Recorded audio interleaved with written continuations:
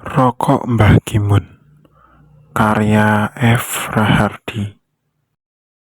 Kemana-mana, Mbah Gimun selalu tampak dengan rokok lintingan yang terus menempel di antara dua bibirnya yang tebal dan hitam. Rokok itu sangat besar dan hanya terbuat dari tembakau kasar dengan kertas lintingan yang juga kasar. Mbah Gimun tidak pernah tampak mengisap rokok yang ada di mulutnya itu. Rokok itu hanya dibiarkannya di sana dan terbakar begitu saja sampai habis di salah satu sisinya.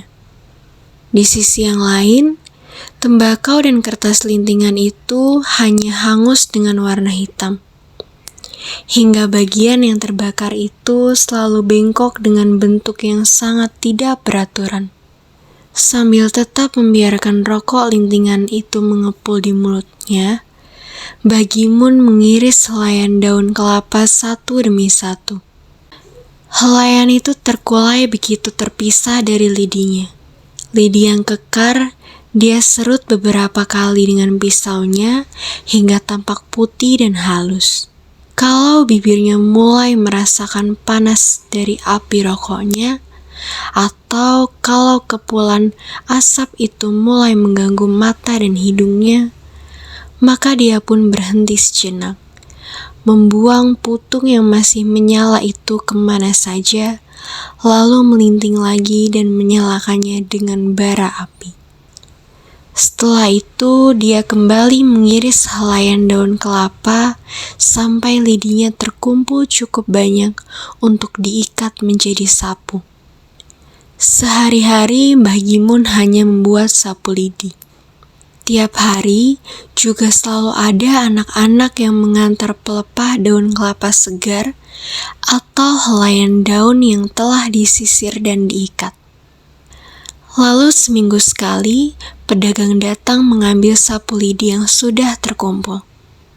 Kalau pedagang itu tidak datang, maka Mbah Gimun sendirilah yang akan mengantar ikatan-ikatan sapu lidi itu ke kota. Dalam sehari, Mbah Gimun bisa membuat 5-6 ikat sapu lidi. Kalau dia bekerja dari pagi sekali sampai larut malam, maka bisa 10 sapu lidi yang diselesaikannya. Bagi Mbah Gimun, pendapatan dari membuat sapu lidi itu lumayan. Dengan uang itu, dia bisa membeli beras, minyak tanah, gula, garam, dan yang paling penting adalah tembakau serta kertas lintingan. Mbah Gimun tinggal sendirian saja di rumahnya yang terletak di ujung kampung. Sejak istrinya meninggal beberapa tahun silam, anak-anak dan menantunya sebenarnya ingin sekali memboyongnya. Tetapi Mbah Gimun selalu menolak. Kalau aku ikut kalian, cucu-cucuku itu akan batuk semua. Mereka akan mabuk asap rokokku yang sangit ini. Apakah kalian ingin cucu-cucuku itu sakit batuk? Begitu selalu yang dikatakannya kalau anak-anak dan menantunya itu memintanya untuk tinggal bersama mereka. Padahal selama ini tidak pernah ada seorang cucu pun protes. Ya memang rokoknya Mbak itu baunya seperti itu. Begitu selalu cucu-cucu itu menjawabnya. Pada suatu pagi yang mulai agak kering pada bulan Juli, Mbah Gimun kedatangan 3 orang tamu yang tidak dikenalnya. Mereka berpakaian bagus-bagus, bersepatu bagus, membawa tas bagus, dan naik mobil yang juga sangat bagus. Mereka tampak mendatangi rumah-rumah lain di kampung itu sebelum akhirnya masuk ke halaman rumah Mbah Gimun. Ketika Mbah Gimun mempersilahkan mereka masuk, orang-orang itu menolak. Mereka malah mengajak Mbah Gimun duduk di lincak bambu di bawah pohon jambu di halaman rumah. Salah satu di antara 3 tamu itu memperkenalkan diri mereka. Nama-nama mereka sulit untuk diingat, apalagi diucapkan oleh Mbah Gimun. Tamu yang satu lagi mengeluarkan bungkusan tembakau dan kertas lintingan, lalu menyerahkannya kepada Mbah Gimun. Minggu depan ini, kita akan memilih Pak Bupati baru, Mbah. Kata salah satu tamu itu. Iya, saya sudah diberitahu Pak RT dan sudah diberi kartunya. Apa mas-mas ini juga petugas pencoblosan? Tanya Mbah Gimun. Benar Mbah, ini gambar calon Pak Bupati itu. Nanti ditempel di sana ya Mbah. Tetapi kok saya diberi tembakau banyak sekali. Tidak apa-apa Mbah, sebab kami tahu Mbah Gimun suka merokok lintingan. Bukan hanya itu Mbah, ini juga ada sedikit uang untuk tambahan belanja Mbah Gimun. Kok sampean ini sudah tahu nama saya toh? Kan ada daftar ya Mbah. Tadi bapak yang rumahnya di depan sana itu yang memberitahu bahwa inilah rumah Mbah Gimun. Oh ya, terima kasih sekali. Saya diberi tembakau, diberi uang lagi. Tapi begini Mbah, nanti Mbah harus mencoblos gambar yang ini loh Mbah. Jangan yang lain ya. Pasti Mas, pasti. Kan Pak Bupati yang ini yang telah memberi saya tembakau dan uang. Setelah para tamu itu pergi, Mbah Gimun membuka amplop putih itu dan di dalamnya ada lembaran uang Rp50.000. Mbah Gimun kaget tetapi senang. 50.000 itu berarti pendapatannya selama seminggu. Lumayan, uang itu disimpannya di antara tumpukan surat-surat dan kartu-kartu. Mbah Gimun lalu membuka besek. Di dalamnya tampak tembakau yang coklat kehitaman dengan aromanya yang harum. Mbah Gimun menarik satu lembar kertas lintingan, mencomot tembakaunya, melintingnya, menyalakannya dengan bara api, dan menaruhnya di antara dua bibirnya. Aroma harum tembakau mahal itu terasa menyentuh bagian paling dalam di hidungnya. Baru kali ini Mbah Gimun merasakan ada tembakau seenak ini. Baru sebentar dia menaruh lintingan di bibirnya. Salah satu cucu laki-lakinya datang dengan berlari sangat kencang hingga hampir menabraknya. Cucu itu memberitahu bahwa baru saja ada 3 orang tamu datang ke rumahnya. Mereka memberi beras dan uang kepada bapaknya.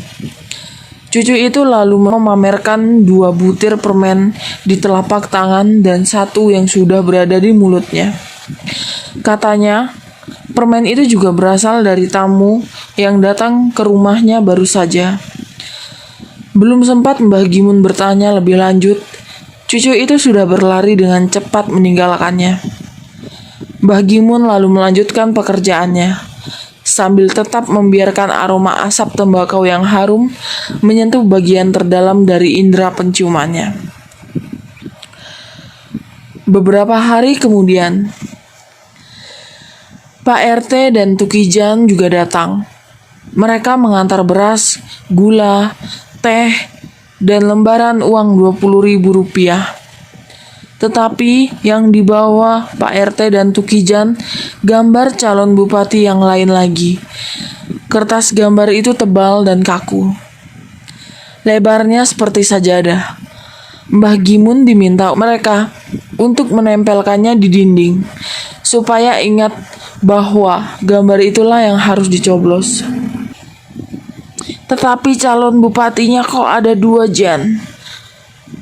Tanya Mbah Gimun heran. Bukan 2 tetapi 1 Mbah. Yang ini yang kiri, ini bupatinya. Yang kanan wakilnya. Jawab Tukijan dan Pak RT hampir berbarengan. Lalu yang harus saya coblos yang mana Pak RT? Tanya Mbah Gimun lagi.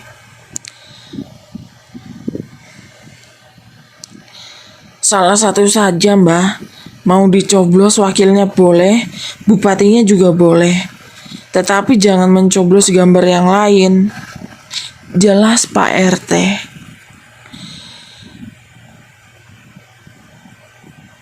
Iya, Pak RT. Tetapi yang dicoblos matanya atau mulutnya?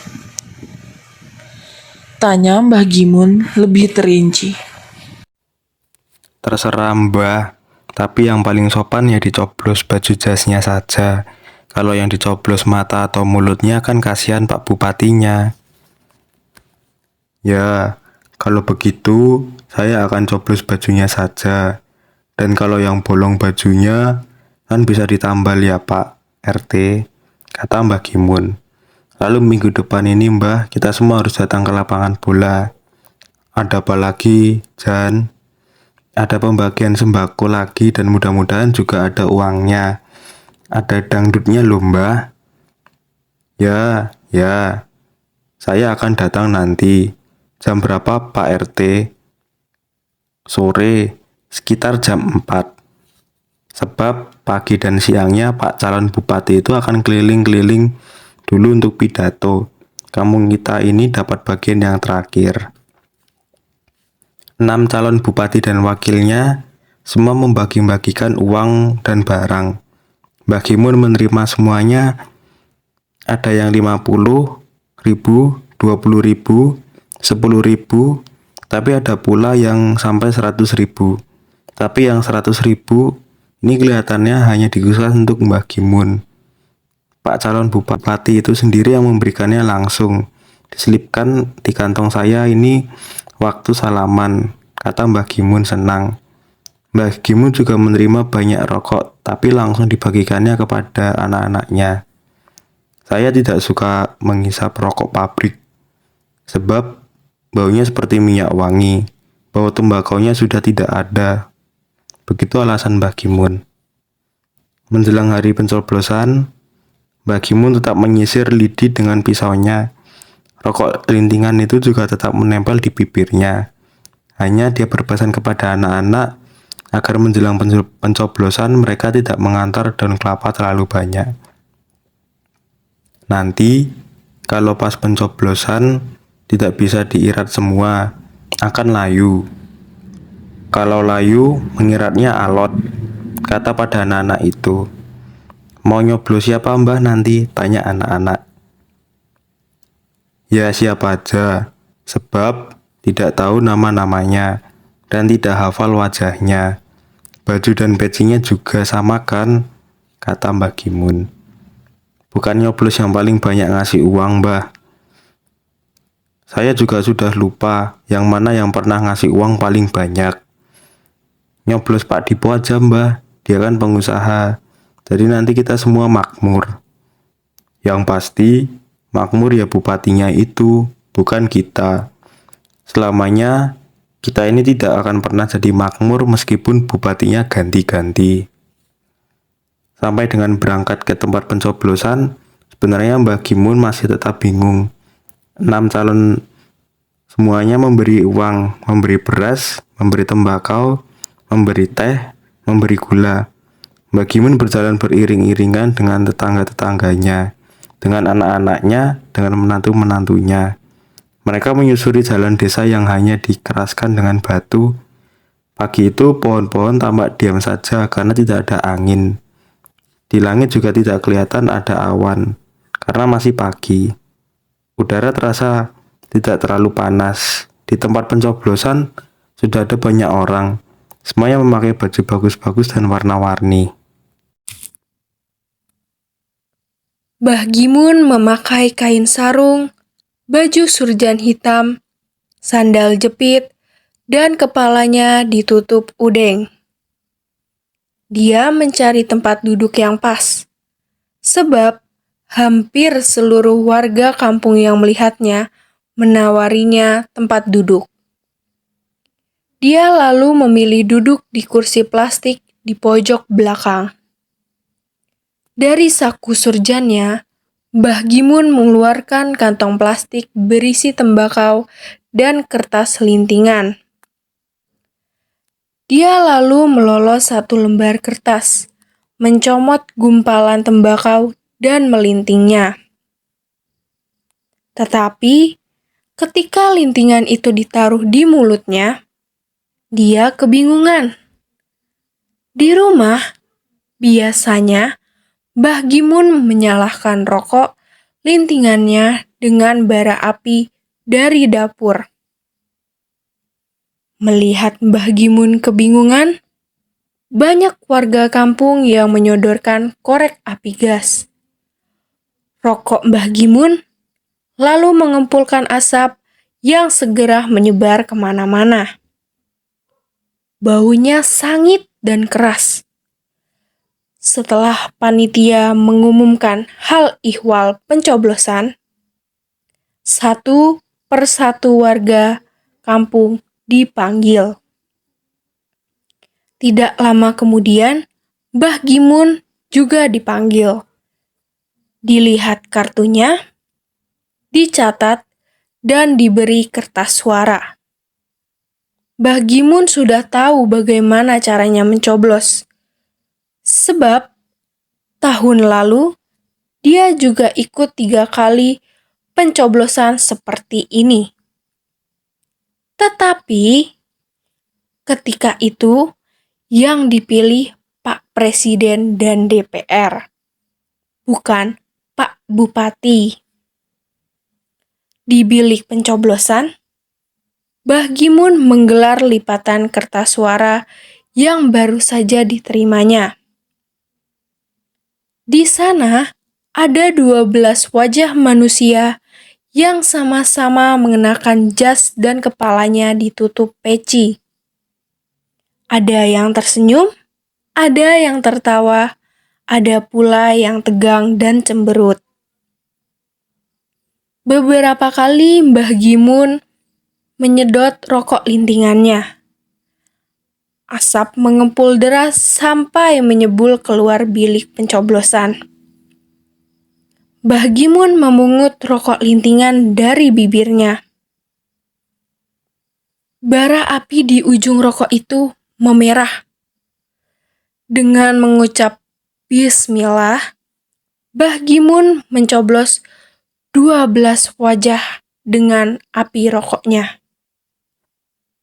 Ada yang dicoblos di jidat, ada yang di pipi, ada yang di mulut, di mata, di hidung.